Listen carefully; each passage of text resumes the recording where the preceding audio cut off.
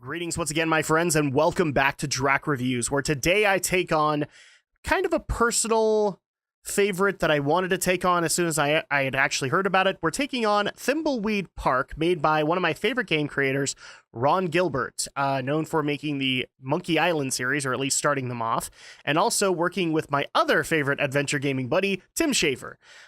This is actually a brand new venture from him, and he also did partner with a few people to make Thimbleweed Park. I believe it was Kickstarted and successfully Kickstarted to be able to make this work, but it's out, and I cannot wait to begin this discussion, so let's go ahead and start things with the story. The story is pretty freaking complex. The game is based around, at least inspired by the original Scum engine that Ron Gilbert created, the scripting and creative utility for Maniac Mansion. So it very much feels like the original Maniac Mansion. It feels very much like the Zak McKracken and the Alien Mindbenders, those kinds of games before we had Monkey Island, Loom, and everything that came past that point. But the story is that everything is based in the town of Thimbleweed Park, which was successful back in the 40s, but has since come into a major state of decline. You actually start things off as a character by the name of Boris Schultz, where he's supposed to meet someone, and that is promptly killed, which then starts up the main plot as you play Agent Ray and Agent Reyes, two federal investigators, and I'm using air quotes on that, that are coming to investigate the murder of Boris Schultz, and in turn figuring out the weirdness of Thimbleweed Park. And the cool part is that not only are you playing as Agent Ray and Agent Reyes, who don't necessarily trust each other or know who each other are, but you also do get a couple of other main characters, like, say, Ransom the Clown, a insult comic clown that you come across later. And you start to uncover the secrets of Thimbleweed Park, both its success as well as why it's in decline right now. And I'm not going to spoil that because I think it's actually an interesting journey to go through, but I love the story top to bottom. I love the twists that they actually tried to show in there. It really showed off that Ron Gilbert, even though he's known as a kind of a comical guy, can still come up with a really serious story and put some hilarious elements into it, and it still works. So I have no problem saying that I gave story full marks here. It's actually really cool to uncover a lot of the twists that happen in the game. And so I don't want to spoil them for you if you're a brand spanking new fan to adventure games.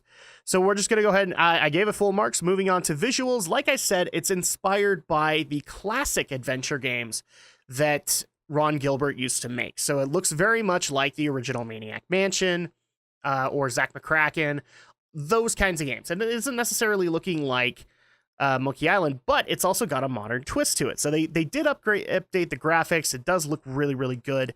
Visually, I love the nostalgic aspect of it, but it still also looks like a modern adventure game that people could actually get into.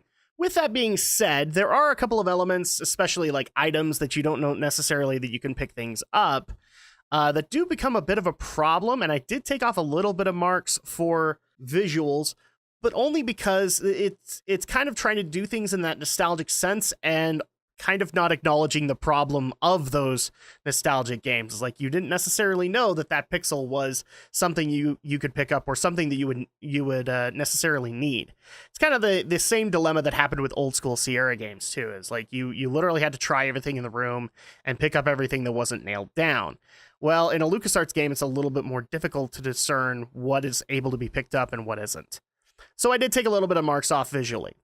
Moving on into the gameplay. If you've played a point-and-click adventure before, this isn't really any different. This actually plays in the classic sense in the fact that you do have a bunch of verbs right below the main screen, and you are able to say, pick up this item or open this door.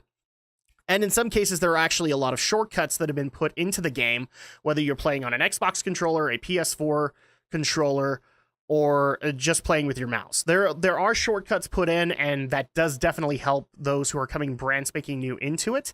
But you can still play it the classic way and figure things out as you go along. The other cool part about this is that with most of the redesigns that have happened with LucasArts adventure games, there is a hint system, and you will be able to access that. And trust me when I say this, if you're brand spanking new to adventure games, even on the easiest difficulty, you'll probably want this.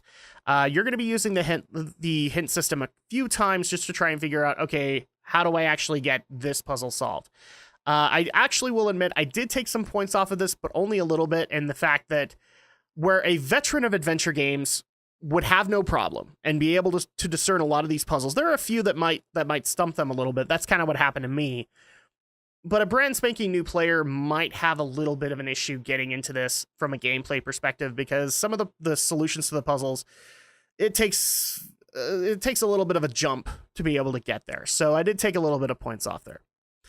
Audio. I didn't take any points off for this one, and the reason I didn't is because it's very clear that this was on a very light budget, and therefore I'm not saying the voice acting is bad by any stretch. I actually think it's pretty good, but it's definitely a job that didn't involve like high paying actors and actresses. Probably a bunch of people that were trying to get their names out there and wanted to just get a credit.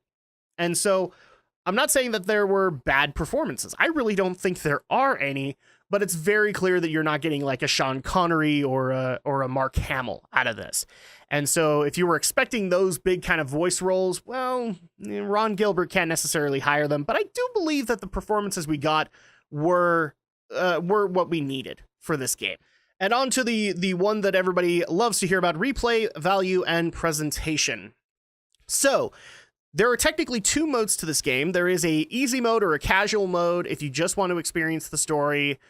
But there's also what I like to call the Mega Monkey mode, but it's really, it's a hard mode. So at that point, it's the way that the puzzles were intended to be solved instead of the easy mode, which gives you a few of the shortcuts for those. I do believe that there's replay value here, because I think if you are an adventure game fan and you played through this on easy and enjoyed it, you're going to go back and play this on hard mode. I actually currently am right now. I actually did the recording on the easy mode, and now I'm playing the hard mode just for kicks, because I like being able to play the hard modes on my own spare time. But for a new player, I still think that there's a little bit, because if you enjoy the casual mode, you'll probably want to go in and see the more complex puzzles, if for no other reason than to see additional dialogue, additional Easter eggs that maybe you wouldn't have gotten in easy mode. Because Ron Gilbert likes to do that occasionally. So there is replay value here. And then finally, with presentation, does it all come together? To me, it does. I have no problem saying that the audio, the visuals, the gameplay, they all feel very reminiscent of a classic point-and-click adventure game, and I have no problem giving this game a solid 8 out of 10. It's a solid B for those who want to try it out. Now, currently, the other part of the score is, so I'm giving it an 8 out of 10. Currently, you can purchase Thimbleweed Park for $19.99 on PS4, Xbox One, and PC. I believe it's also on Mac. Is it worth that price? Absolutely. I actually think that this is probably worth a little bit more than that. Ron Gilbert, I believe when I purchased this, it was $29.99. Now it's $19.99, so that's even better a deal for people who aren't sure whether or not they're going to get into this game. This is a perfect price for it. If they wanted to charge it up like an extra $5 or $10, again, I'd probably pay it. I mean, I did the tries on an Xbox version and loved it so much that I went off and bought a PC version. So I have no problem recommending this at $19.99. Go give it a shot. Maybe use a gift card that you got during the holiday season. I have a feeling that this will work for you. But that's going to go ahead and do it for this review. Thank you guys so much for watching. And of course, I'll see you guys next time for the next review.